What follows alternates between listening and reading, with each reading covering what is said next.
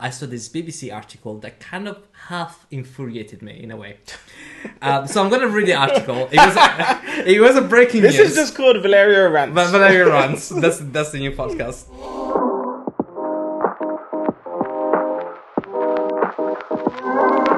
So there's a ton of articles, stories, so-called facts out there. And I guess the question that we all have in our mind is, how do we distinguish between what is real and what isn't real? And that's what we're going to be discussing in this episode. We're going to be looking at differentiating between headlines which are real and what's the best way of calling bullshit.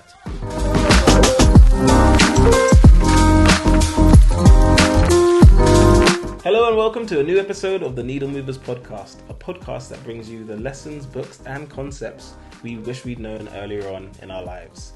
As always, with you today, your hosts, myself, Mark Jasons, and my co-host. Oh yeah, from black hat to toe. No, not really. From hat to toe. Yeah. As we mentioned already, today's episode is all about figuring out how to call bullshit, and that kind of terminology came from a book known as Calling Bullshit.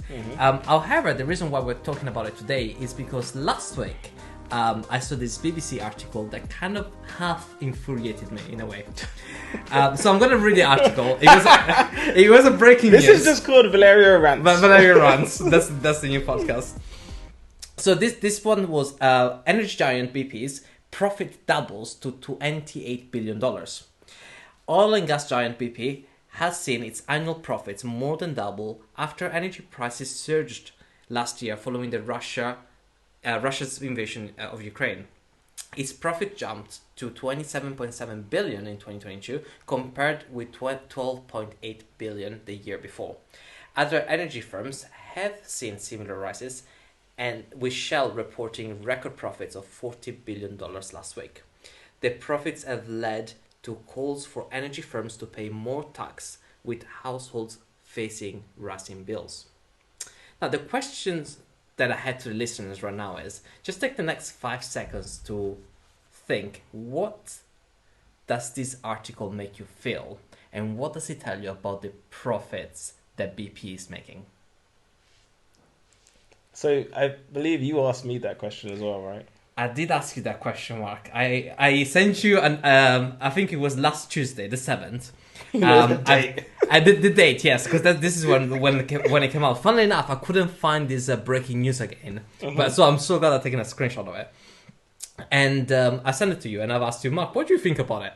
So I think my response was basically that the article was trying to clearly link that oil and gas prices are the fact that they're doubling is directly linked to the fact or a result of our bills going up. So they should be taxed more, basically. It's like, yeah, not even taxed. Look at these people getting rich while you get poorer, basically. Like, while your energy bill is rising, they're getting paid cake, which, you know, it's a direct correlation. The more you pay, the higher. That's how it basically gave me the impression of, right? So I had a very similar perception. So I sent it to you because I just wanted to sanity check it. And I was thinking that maybe I'm reading too much into it. Or maybe I am giving it a spin from my preconceived notion. Yeah. But I thought, hang on a second. I do feel like this is telling me that oil and gas is making a profit of the working hard class of the UK. Or hard working class of the UK, I should say, whatever. And it kind of left me feeling a little bit angry because I don't think it was telling the full story. And the reason why I felt that way is because when this first bit of news about energy companies making a large amount of profit came out was maybe a month or 2 months ago. And at the time, I remember questioning, why are they making a profit? Like, surely, if the prices of the goods go up, so in this case it's oil and gas, if the price of purchase goes up for them, and that's translated back to the customer with higher bills, surely they should also see a reduced amount of profit, or they should see the same amount of profit. Or even a fall in profit because people are struggling and they're using the gas less. Again, like I said, it's that direct link they're trying to paint. And I started looking this up a little bit, and it turns out that the reason why companies such as BP and Shells are making a huge amount of profit is because they saw an opportunity. The opportunity being that because the price of gas and oil and all those commodities is up and down like a yo-yo, in manner of speaking, there is an opportunity to trade those prices on the stock market. Yeah. And because there is an opportunity to trading is basically when you buy and sell a particular share, stock, cryptocurrency, whatever not, for a shorter period of time, you can capitalize on buying large volumes for a short period and selling where the commodity is at a higher price. Yeah. And anyone can do this. Yeah. You just need an account. I'm not suggesting you do it. This is not financial advice. I'm just going to put it out there. But it's a possibility. Because it's a possibility and it's a risky possibility. So this could have gone two ways. They could have made a whole lot of losses or they made profits. And they happen to make profits.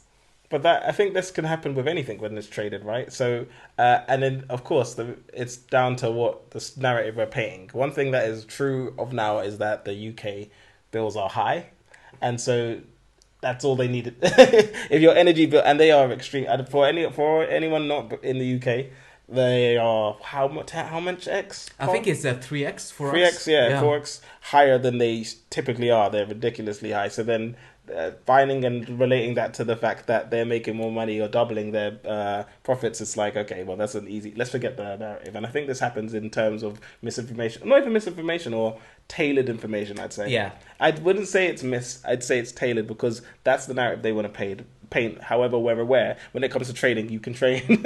And like you said, there is also the risk of loss, and that wouldn't have been the narrative painted. So it is what is. I think it was almost as if the article was tailored to raise an emotion within the reader. That's what, yeah. And I felt like it was done really well, because they didn't explicitly say, oh, they're making money off you. But what they did is they presented facts. Oh, the prices have gone higher.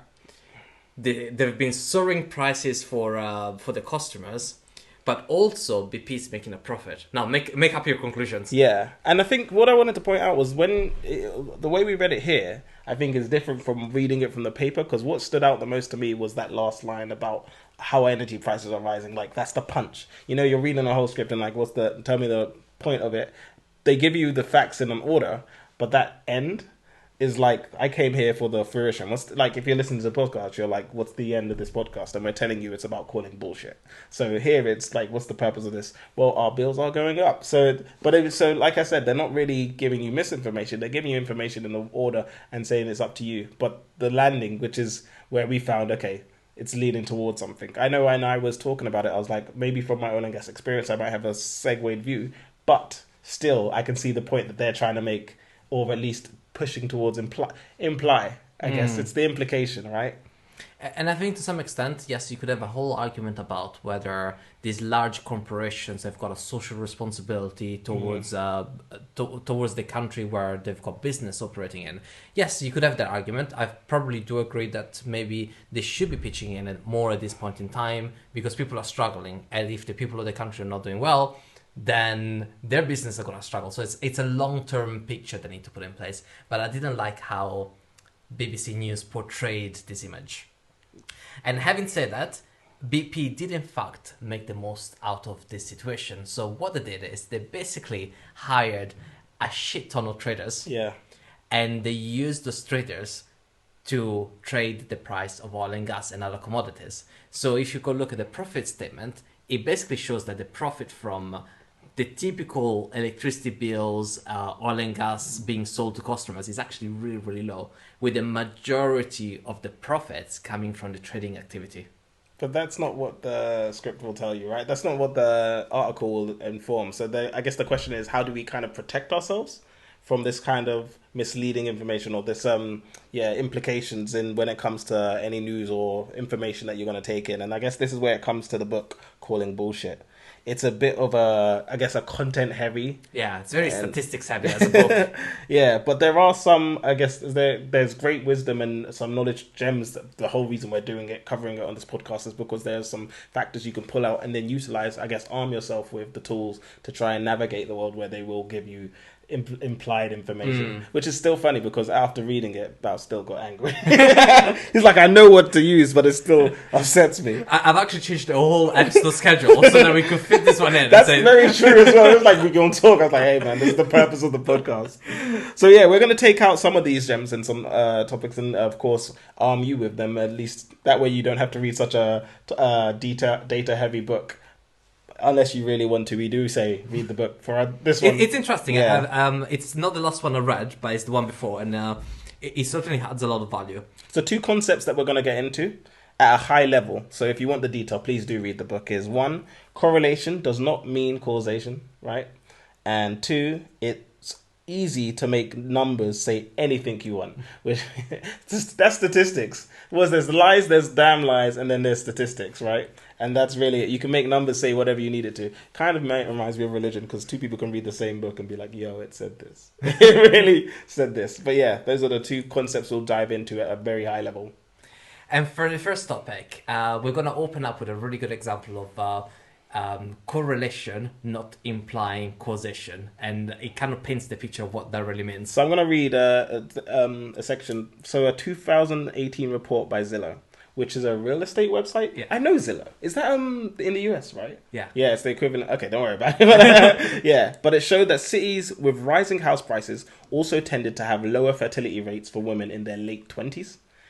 The report highlighted that one trend did not cause the other. So hearing that, it's kind of funny, but doesn't. We'll get into this. But yeah, there wasn't a cursed pond near the rising house prices that caused infertility.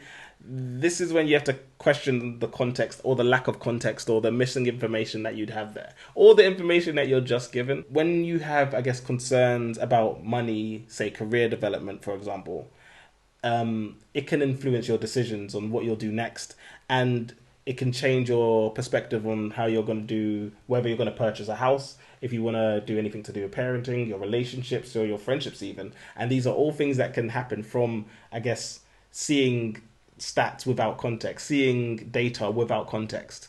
And this happens more than we know, right? Like, not even more than we know. We know slightly, but it happens all the time. In fact, if you're reading some form of news with data in it, it's likely to have implications or backup, which does take due diligence. And people like face level stuff. This is system 1, system 2, right? You read something, it wants your system 1 to just absorb it, like that's it.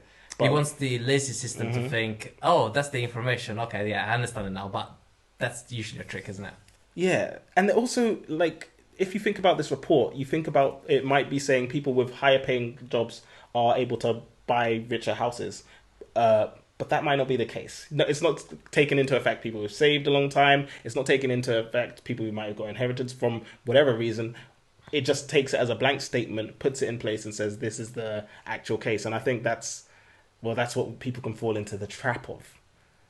And I don't get twisted. I'm sure we've fallen into the trap if we don't take that deep dive. Like the fact that you chose to send the article to me for BP, you could have just taken it and been like, I'm mad. I know this isn't true. That's it. But if it doesn't expand, it doesn't I guess it doesn't spread out. And when I'm having conversations with my peers, it doesn't read the same. So if depending on in fact, literally last weekend, I'm pretty sure I got sent an article. We've not heard from this reporter for a while. He was in Ukraine. Ukrainians killed him. that was the only logical argument. He had to send a tweet out saying, okay, there is a lot of fake news going on. I'm alive and well, and that's not the case. I've been there, I just came back, that's it. So it's, cause and effect are, correlation, I guess. If it does not necessarily mean causation. And I think if anyone studied psychology or anything to do with stats, you'd have learned this already, but it's for the extrapolated circumstances is where it hits. Because you might be doing your own tests, and you learn this in MBAs, and you learn this in university, you learn this in A-levels. But when it comes to your life, and when people are trying to give you information, that's where it can keep hitting you, and you need to remain aware, I guess. And I think the part of the problem is that when you have 2 facts without, let's call it like a correlation, it's not as sexy. True. So what sells more? Something that makes you feel happy, something that makes you feel upset, surprised. Well, how do you make that happen? Well, let's connect 2 facts together. people with older age and people that are getting a little bit older, young people buying into expensive areas. Oh yeah, let's connect the two together and let's try and build a fact out of it. And that's literally what happened. So unsurprisingly, from those two facts that were stated as uncorrelated, there was a bunch of news that came out saying quite the opposite, that the two were connected, and the fact that people were buying into more expensive neighborhood is actually what caused the lack of starting a family. And it's upsetting in a way because it's just a way of taking things out of context and trying to build a mountain out of a molehill. I think it also has the added effect of if you say enough, you can cause things to happen. So if I say this is what's happening, people of that age range will be like, if everyone's doing it, I should do it. And then you've made a fake fact true, or like just two uncorrelated events true. Based on what you've done, you've interjected and made a situation happen. And I think that's the trick. You just say things in the same sentence. You say take away the implications, what you make of it. If you do your own research, which people don't tend to do, then you might find out it's different. But otherwise, you're stuck in the reality which they've presented to you. Like fish made it 10 miles, a million fish made it 10 miles off water. They didn't say that they were taken out of the sea or, in a fish tank. They're just like, it's 10 miles, they can walk now. they didn't die yet. Like, oh, wow. And I think that's it. They leave it up to the reader. And like you said, what news is it people want to hear? Do they want to hear mundane stuff like that's just a fact, or do they want stuff that might make their heart race a little, or something that might excite them? And it's not even what they want; it's more what will get me more readers, what will get me more engagement, and that's where it happens more often, right? That's where we live in a world where it's fun facts. It's not facts; it's fun facts. And I think going back to the BBC article for a second. It clearly was able to identify facts. So the first fact being that the oil and gas prices have gone up because of the war in Ukraine. Great. The second fact being that BP had made a profit. Great. The third fact that the price of goods that is for the consumer as well as for the companies buying in the first place had gone up. Great. But why don't you also mention that the profit have come from an activity that doesn't actually relate to the selling to consumers? You clearly can identify the facts. You can clearly put them in an article. It would have just been like an extra sentence to add in there. I think that's the part which is like really frustrating. And as a professional, I would expect you to put in those articles in there. Expectations kill you, man. Expectations, yeah. But I want to say like, okay, take away from the article, but take it to your day to day, and it's beyond news, right? You can have people who will take, like I say, facts to you as well. And it's down to yourself to identify these cases and call bullshit. So when you see some certain correlation, it may or may not be the cause there. And that's the trick to it. So, I don't know, number of ice cream vans goes up in the winter. Like, why is that case? Because they're being parked up. They're no one's, and but it's easy, I guess. We go for our own logic trees. And especially when people are riled up, that's probably why the BBC article is so, infuriating or more easy to imply, because we're aware. The energy prices are up. I'm already on board with that being a fact. Therefore, the other ones are facts. But British Gas did make money. That is a fact. These two facts are happening right now. And it's on me to link them and say that's because of. But nowhere in the article, I don't think it said this is due to. It said wow. And it kind of left you hanging, right? Yeah. Like, I give you fact A, I give you fact B. You make your own opinion. And that's the trick to it. I think that's why I'm saying for people, it's to take that and understand it, because not all the time they won't say because once they release this, it's on other people who might take it. For instance, we could have made a whole podcast about how this has happened because of the fact that BP are making money and stuff for that, but that's not the case. We're actually looking into it and saying, no, watch yourself, be careful. I think British Gas is what I said, it's BP. But no, it's really taking the time, and this is where I'm saying engage your system too. Let it seep, let it check. And fact checking, I know people do not like to do this, especially when you have people you trust. Because imagine you forward that to me and say, can you believe this is happening? The way you went about phrasing it and sending it to me made it a different conversation. But if you're like, this is happening, and then if I try to say, hey, by the way, it's implied, and you're like, no, understand this is the case, it could, I guess, weigh some people's opinion, because I'd be like, I trust Valerio's thoughts. Oh, you know what I mean? Suddenly it's changed my viewpoint of it, and that's where it comes in fact checking and checking, okay, this might seem like a correlation, but is that the driving factor? Is that the cause behind it? For the second topic that we were going to be talking about is that you can make numbers mean and say anything. And what I'll do is I'm just going to read a little bit from something that has happened back in 2017. So the website Breitbart. Breitbart. Isn't it? Yeah, go on. Isn't that the one from the US as well? It is from the the US. Yeah, I know this one. Go ahead. They wrote that 2,139 people with DACA status. I'm gonna look for that. So those are the people that essentially entered the USA illegally when they were minors, and they then are granted amnesty. They found that 2,139 people, they had been convicted or accused of crimes. Now, in reading these statistics, I thought, damn, that's a lot of people that committed crimes during that period. But the real question should really be, how many of those people that were granted the DACA status were there in total? Oh.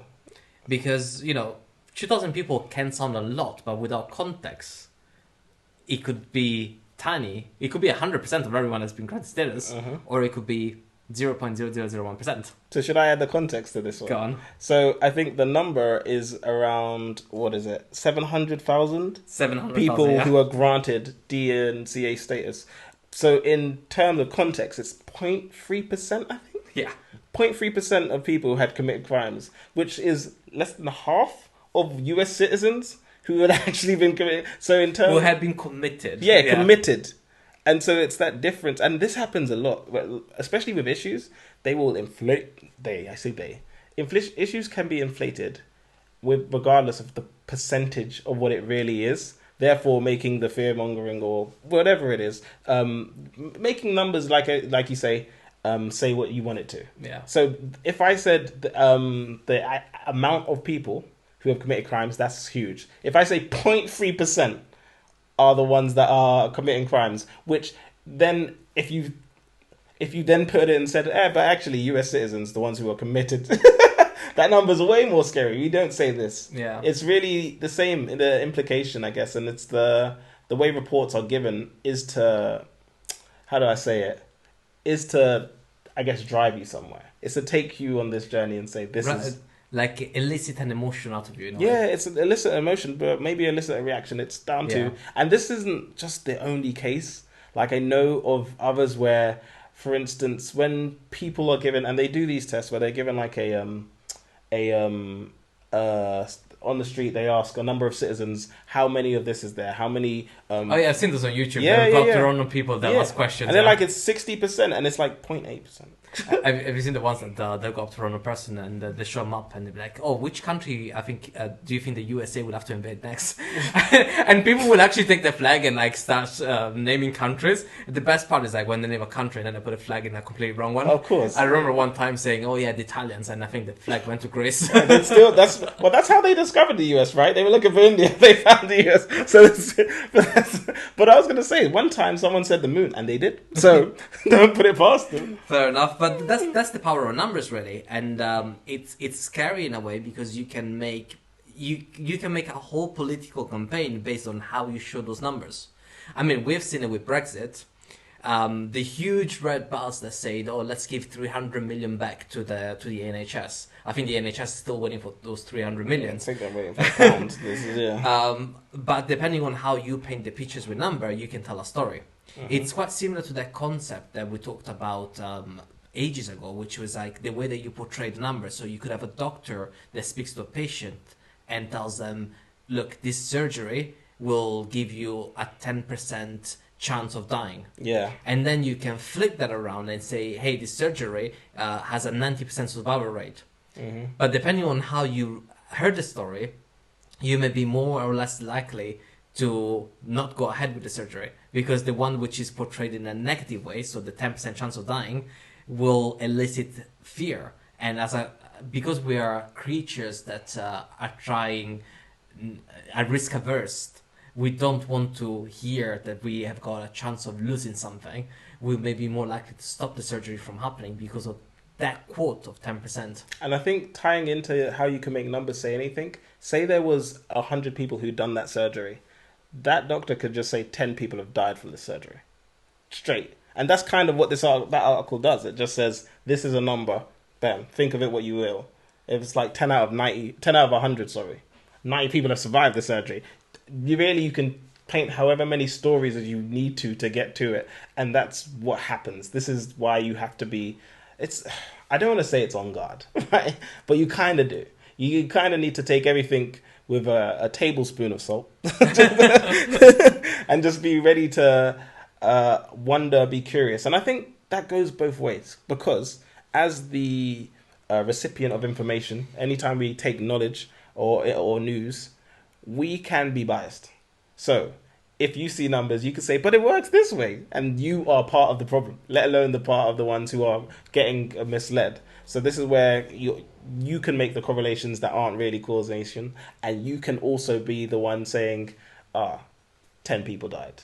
Like, but 90 people live. What do you do? And it's down to, I guess, you, as much as the many channels of information, including social media, tries to paint pictures, we also do ourselves. So it's really being on guard from everyone, including ourselves in a way.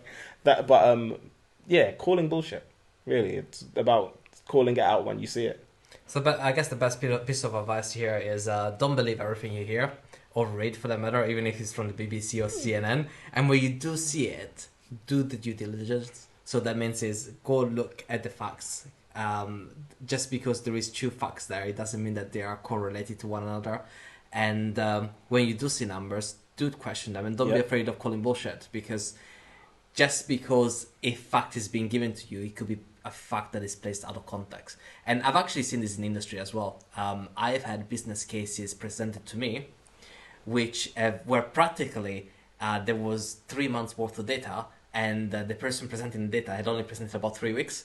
That showed the trend that they wanted to be seen. Oh God! To win over the commitment from the senior management. And if you don't question it and you don't understand it, that you place yourself in a position that is vulnerable to believing bullshit.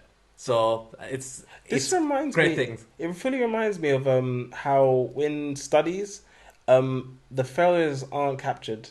The failure rate. So the failures. So there is in certain studies, if you need to pass some, it might be pharmaceutical. Please, everyone, fact check me. I'm not trying to take everything I say with this pinch of salt I'm talking about, but there is... just a pinch for you. I thought it was a spoonful. Tablespoon for everyone else, a pinch for me. And in fact, light pinch. Let a baby pinch it. Okay? But it was either pharmaceutical studies or some form of studies where they needed to pass to release something. Maybe it was medicine, maybe it's something else. However, there could be 100 done and 99 failed, but as long as they got the one. Now that is a oversimplification, but it was like they only have to talk about that. They don't have to talk about the fact that it didn't work all these times, but as long as they met the lowest criteria, that's all it would be. And then the statement becomes, it passed X trials, 50 people. You know what I mean? And it's like, wasn't it? Didn't you say you took 200,000? 50 people. They made it. Take this. And that's the type of, that's industry level. And I don't know the exact numbers I can research, but please, you do it. I don't know. Yeah, I think when there is companies that have got very strong statistical background, they're able to do studies that follow the statistical rules. Yeah. And those are the kind of shortcuts that you would make to engineer a result that gives you the results that you want. Yeah. So, for example, as Mark was saying, if you've got, let's say, 100 people in a study, only one of them shows result, then suddenly the study isn't 100 people anymore. They got rid of the 99 people and only keep one.